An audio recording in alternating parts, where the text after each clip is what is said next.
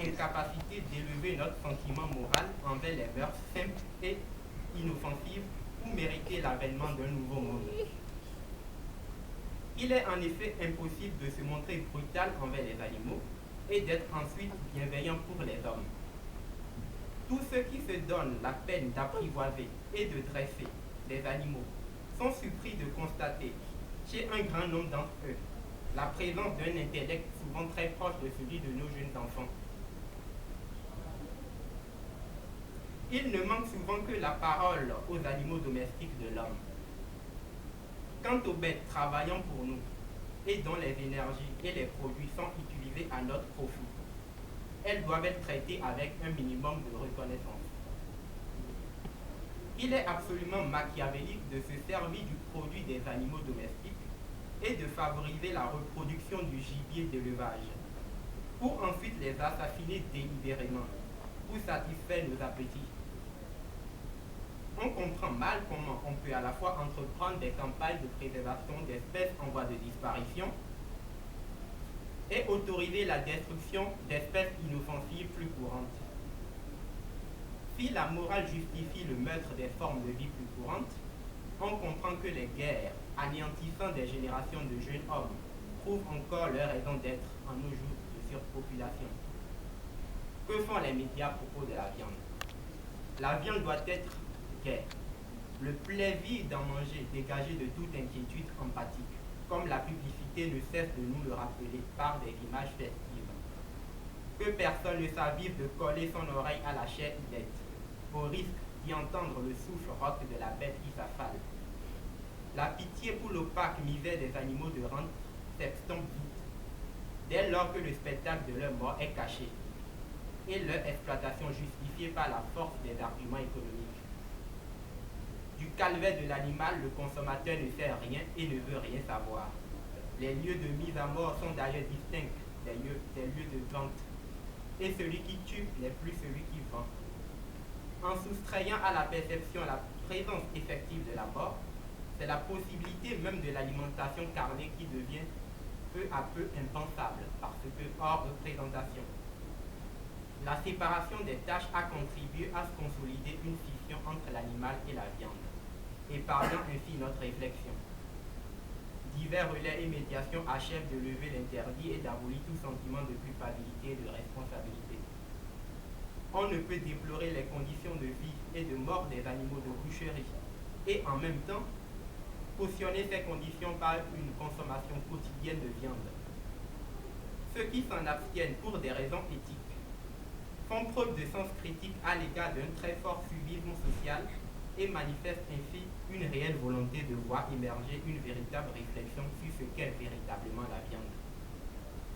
Si nous sommes véritablement l'animal supérieur, comme certains le pensent, il est grand temps que nous en donnons la preuve, autrement qu'en affirmant l'ancestrale loi de la jungle, en raison d'une intelligence trop souvent utilisée pour la domination inconsidérée de la nature et l'exploitation éhontée de vies sacrifiées abusément à nos fins personnelles. La véritable bonté de l'homme ne peut s'exercer en toute liberté et en toute pureté qu'envers ceux qui ne représentent aucune force. Le véritable test de l'humanité, le plus radical, se situe à un niveau si profond qu'il échappe à notre regard. Ce sont les relations qu'elle entretient avec ceux qui sont à sa merci, les autres espèces, les animaux et les végétaux. Et c'est ici que s'est produite la faillite fondamentale de l'homme, si fondamentale que toutes les autres en découlent. La réforme capitale à réaliser consiste donc à réformer notre alimentation, à renoncer à l'alimentation sanglante.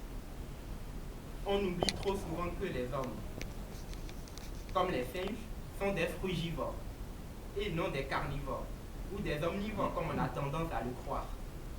Les hygiénistes, les physiologistes et les anatomistes reconnaissent que le fruit, les graines, les légumes constituent l'alimentation naturelle de l'homme. La violence n'est pas naturelle à l'homme. L'humanité, de par sa profonde nature, n'a pas de couleur. Elle voltige de mille manières dans un mouvement infini. Il n'y a pas de blanc, il n'y a pas de noir. Il n'y a que des êtres vivants. Les noirs sont les frères des blancs Les Blancs sont les frères des Noirs. Les Juifs sont les frères des Arabes. Les Arabes sont les frères des Juifs.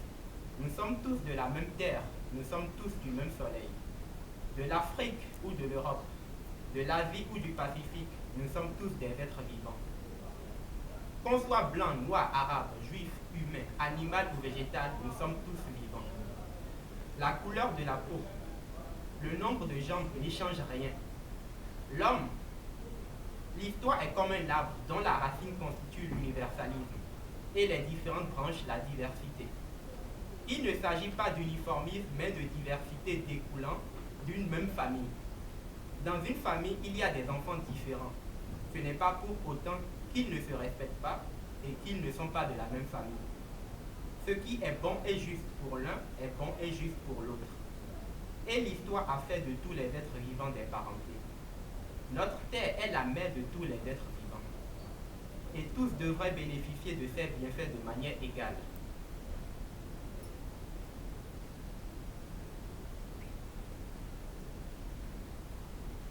Voyez mes frères, mes sœurs, le printemps est venu, la terre a reçu l'étreinte du soleil, et nous verrons bientôt le fruit de cet amour.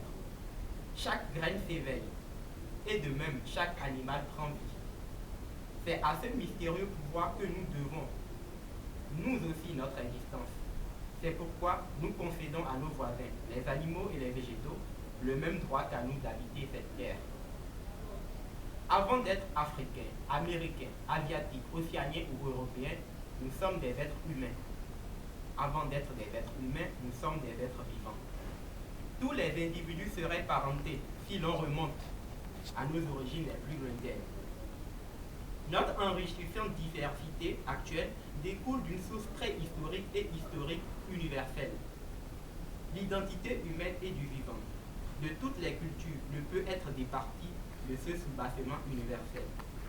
C'est parce que nous sommes ignorants de cela que nous nous perdons et que nous nous battons entre nous et contre les autres. Nous n'avons plus de repères, ou du moins ce que nous avons nous mène à la violence.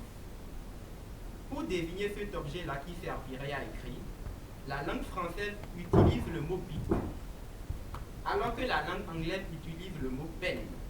Or, bic et pen sont une seule et même réalité. Bic et pen ne sont différents que dans la forme. En utilisant le mot pen ou le mot bic pour désigner cet objet-là qui servirait à écrire, je ne désignerai pas un objet qui servirait à manger ou à boire, mais je désignerai toujours cet objet-là qui servirait à écrire. Qu'on soit français, anglais, allemand, italien, éthiopien, chinois, néo-zélandais, nous mangeons, nous buvons, nous allons aux toilettes, nous marchons, nous dansons, nous dormons, nous nous réveillons. Guerre, violence, cruauté, discrimination, racisme, injustice, inégalité ne découlent que de l'ignorance de notre universalité présente et passée. Nous n'avons aucune raison de nous battre ou de nous disputer des terres ou des richesses. C'est de l'autodestruction. Nous sommes tous des êtres dignes et valeureux, y compris les animaux et les végétaux. Aucun être ne mérite la mort, l'oppression. Nous voulons tous vivre, le vouloir vivre est universel. Les animaux ne sont pas là pour servir de nourriture à l'homme. Rien de ce qui est vivant n'aime la mort. Avant de tuer un animal, est-ce que vous lui demandez s'il accepte de se faire tuer pour que vous le mangez? Tout être vivant désire vivre et a peur de la mort. Nous n'avons pas envie d'être mangés par un tigre. Alors, pourquoi les animaux ont-ils envie d'être mangés par les hommes? C'est aussi pourquoi, à chaque fois que notre vie est en danger, nous voulons survivre.